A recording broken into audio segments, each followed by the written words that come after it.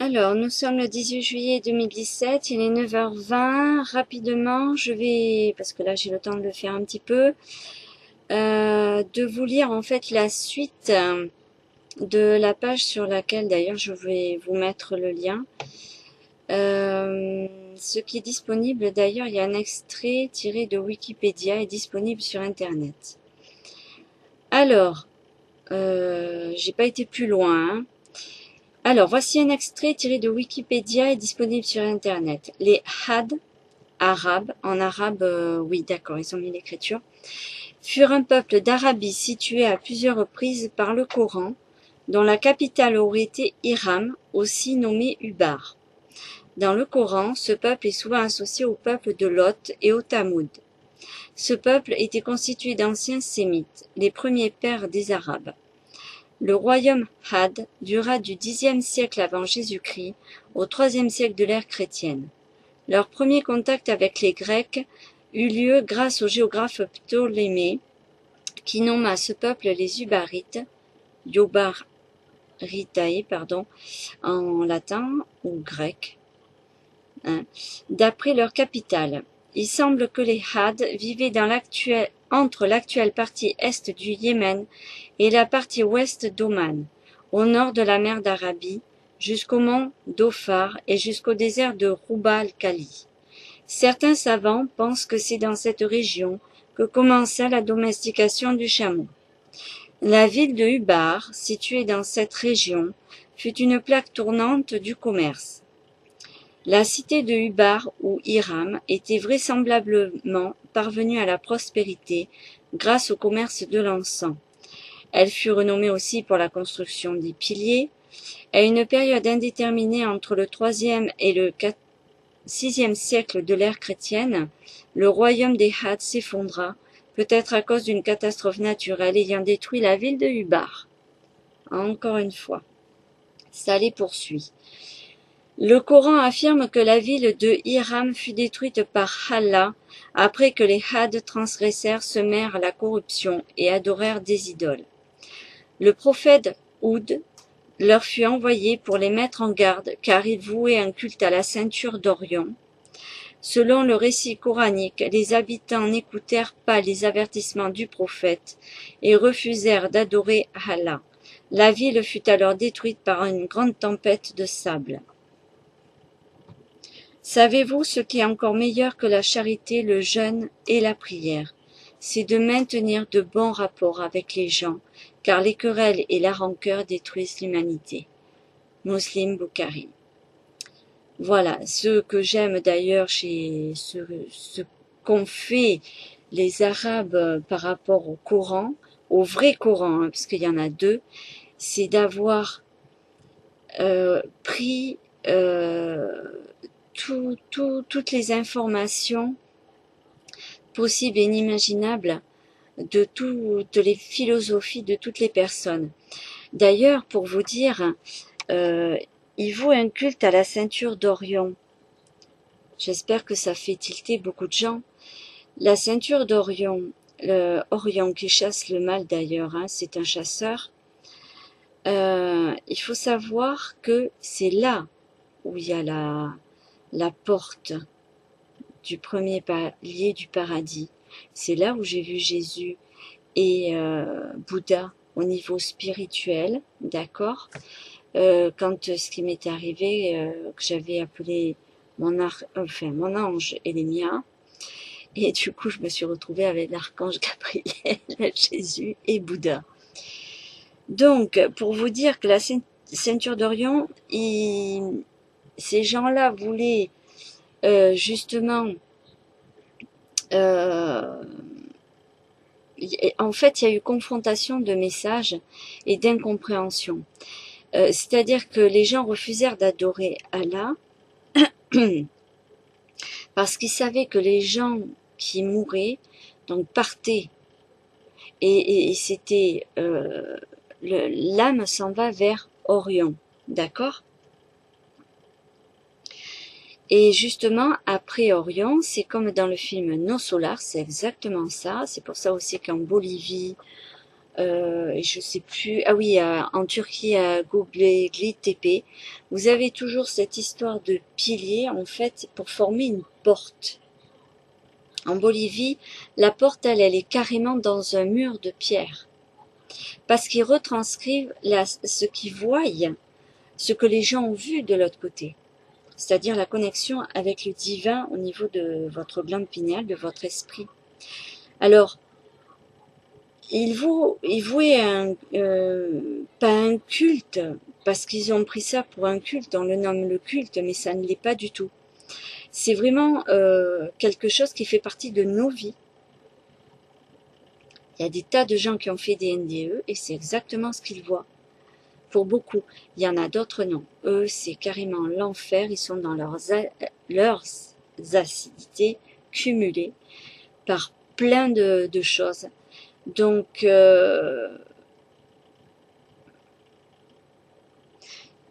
voilà. Alors, justement, vers Orion, la constellation de l'Orion, quand on va de ce côté, quand on part, que notre âme s'en va de ce côté, c'est une matrice, comme j'avais dit sur une vidéo, créée à cet effet pour permettre à l'être humain, au niveau de son énergie spirituelle, de pouvoir se réveiller, se nettoyer et éviter bien sûr de retomber dans le panneau. Mais ça, c'est fait pour que reviennent à l'unité d'amour dans cette création. D'où le fait du tikkun aussi chez les juifs. D'ailleurs, chez les musulmans, on le retrouve.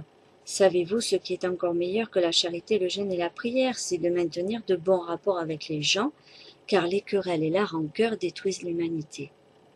Voilà. Franchement, il y avait des philosophes chez les musulmans aussi, qui étaient très romantiques.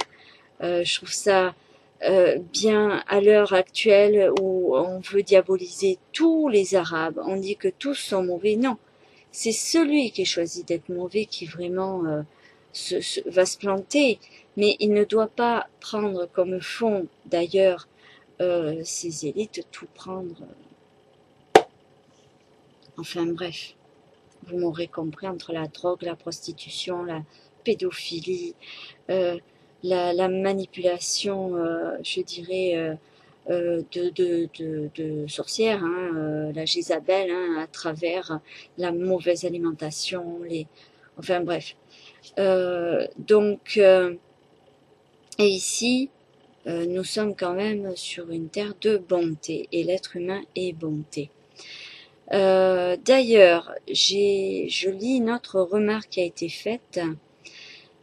La personne écrit une autre petite remarque importante sur AD2. Si le Coran donne cette précision, Had premier, c'est que certainement il y aura un second, une HD seconde ou AD2. Ça date de 2015. Le Coran a donné beaucoup d'indices sur cette secte satanique. Mais je pense que ça rejoint Moloch, hein. De toute façon, c'est sûr et certain.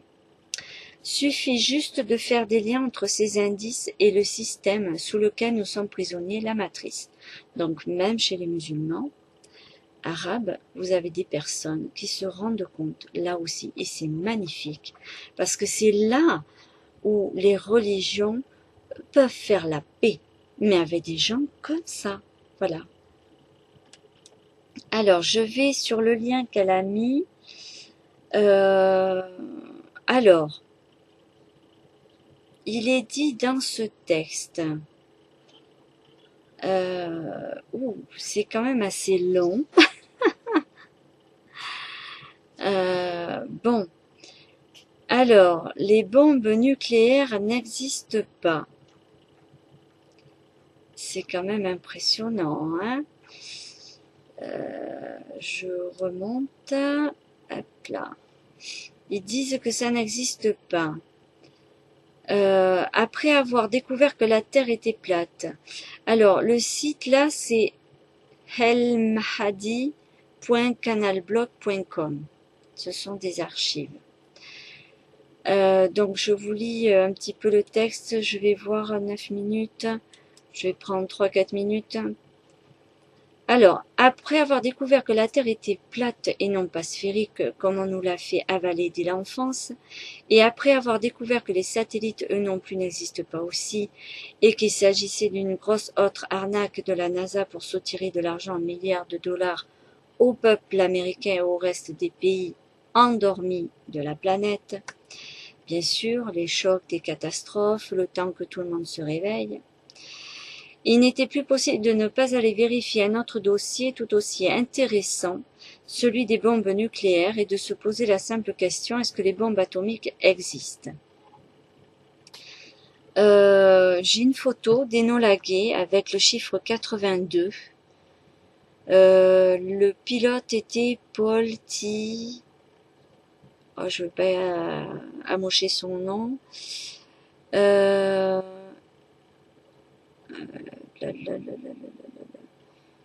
J'ai pas le nom après. Bon, écoutez, c'est l'avion Enola Gay. D'ailleurs, il y a un groupe qui a fait une chanson dessus. Photo: le bombardier B-29 qui largua la bombe Little Boy sur Hiroshima le 6 août 1945. Avec à droite son pilote. L'avion porte un drôle de numéro, le chiffre pair 82, comme l'exige la loi de la secte AD2 qui vénère les chiffres pairs. Oh. Rentrons dans le vif du sujet. Que voit-on sur ces vidéos? Déjà sur les vidéos, les premières bombes atomiques, ce qu'on voit, c'est un grand flash éblouissant suivi d'un champignon noir constitué clairement de suies très denses, faisant au moins 4 ou 5 km de haut, sur au moins 1 km de large et beaucoup plus pour les bombes H. Déjà, rien que ça montre que les bombes atomiques n'existent pas. Et c'est là qu'on voit que quand on a pu dormir mental d'un seul coup, on se rend compte de choses évidentes qu'on ne voyait pas 2 secondes plus tôt. Une bombe atomique fait dans les 3 mètres de longueur sur 1 mètre de large. Il est donc absolument impossible qu'un objet si petit engendre une quantité de fumée aussi grande. Si on brûlait des pneus mis les uns sur les autres, le tout faisant 3 mètres de haut, même si toute la fumée était émise d'un seul coup, on en obtiendrait une quantité ridicule par rapport à ce qu'on obtient avec une bombe atomique, une colonne de fumée dense de peut-être 100 mètres de haut sur 10 de large. Et encore, ce n'est évidemment pas toute la bombe qui explose, mais seulement son matériel visible. Or, pour une bombe comme celle d'Hiroshima, 33 KT, il y avait seulement 50 kg d'uranium. Comme l'uranium a une densité de 19 tonnes par mètre cube, ça veut dire qu'on avait un cube de seulement environ 14 cm de côté. Et on parle d'un cube. Faites brûler un morceau de pneu d'à peu près 14 cm de côté. A priori, ça ne devrait pas faire un champignon de fumée extrêmement dense de 5 km de haut sur 1 de large. Surtout qu'en plus, on nous dit que seulement 1 kg de l'uranium présent a fissionné. Alors, je vais expliquer qu'effectivement, un pneu, ça brûle pas comme on voit. Ça brûle, mais ça reste petit. Si vous mettez, comment dire, l'huile. Je crois qu'on met de l'huile dessus. Bon. La quantité de fumée est telle par rapport à la taille de la bombe qu'il y a clairement création de matière. Vu que les bombes atomiques obéissent encore aux lois de la physique ordinaire, la création de matière n'est pas possible. Donc il s'agit clairement pas d'une bombe atomique. Par ailleurs, la présence d'une telle quantité de suie est impossible à cause d'un autre élément. La fumée est un imbrûlé. Tout à fait. Par ailleurs, ce genre d'imbrûlé se produit lors d'une réaction chimique d'éléments contenant du carbone. Et c'est une réaction chimique incomplète. Les apprentis sorciers. Or ici, il ne s'agit pas d'une réaction chimique, mais d'une réaction atomique obtenue à partir d'uranium.